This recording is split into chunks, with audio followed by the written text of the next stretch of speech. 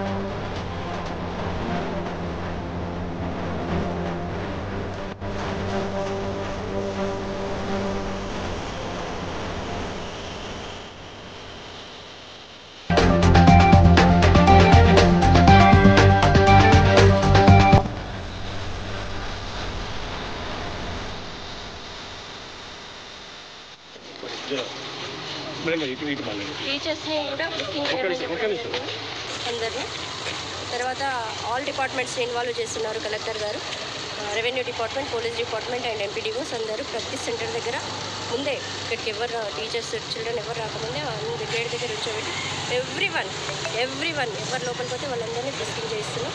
కంప్లీట్గా అవాయిడ్ చేసేస్తున్నాం ఫోన్స్ అన్నీ కూడా. తర్వాత డిక్లరేషన్ కూడా తీసుకుంటున్నాం. సో అన్నీ అక్కడి నుంచి అంతా తీసుకున్నారు. నిన్న వాళ్ళని సస్పెండ్ చేశారు, వాళ్ళ ప్లేస్లో ఎవరిని రీప్లేస్ చేశారు మేడం? ఇక్కడ ఉన్న ఇంకొక టీచర్ని, తర్వాత వేరే స్కూల్ నుంచి ఒక డిఓని ఇచ్చాం.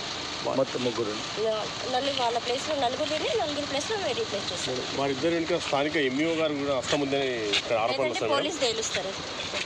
నిన్న నెంబర్ 1 స్కూల్లో 10th పరీక్షల లీకేజ్ వ్యవహారంలో ఎవరైతే నేరస్తుడు ఉన్నాడో అతను సెల్ ఫోన్ తెలియకుండా లోపలికి తీసుకుపోయిన సంఘటనలలో కలెక్టర్ గారు కూడా స్పష్టంగా ఆదేశాలు ఇవ్వడం జరిగింది.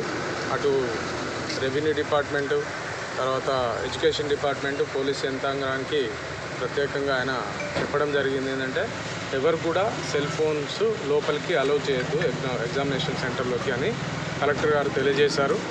దాని విషయంలోనే అన్ని డిపార్ట్మెంట్లు కలిసి ఆ సెల్ ఫోన్ లోపల వెళ్లకుండా చూడడం అనేది బాధ్యతగా తీసుకొని చేస్తున్నాము. ఇంకెట్లాంటి ఆ లీకేజీ వ్యవహారాలు జరగకుండా కట్టుదిట్టమైన చర్యలు చేపట్టాము. అది ఇప్పుడు ఇన్వెస్టిగేషన్ చేస్తున్నాము, తొందరలోనే తెలియజేస్తున్నాము.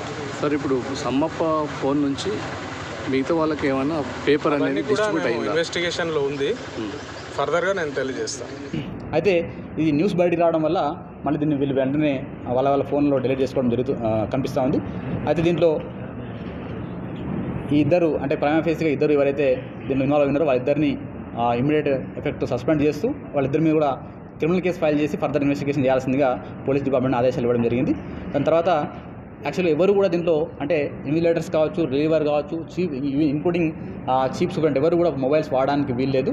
కాబట్టి మొబైల్ వాడినందుకు గాను ఇక్కడ చీఫ్ సూపరింటెండెంట్ తన యొక్క నెగ్లిజెన్స్ కనబడతా ఉంది. కాబట్టి అక్కడ పనిచేస్తున్న కే గోపాల్, సీనియర్ అసిస్టెంట్ బయోసైన్స్ సంబంధించిన చీఫ్ సూపరింటెండెంట్ను ఆయన కూడా ఇమీడియట్గా సస్పెండ్ చేస్తూ ఉన్నాం.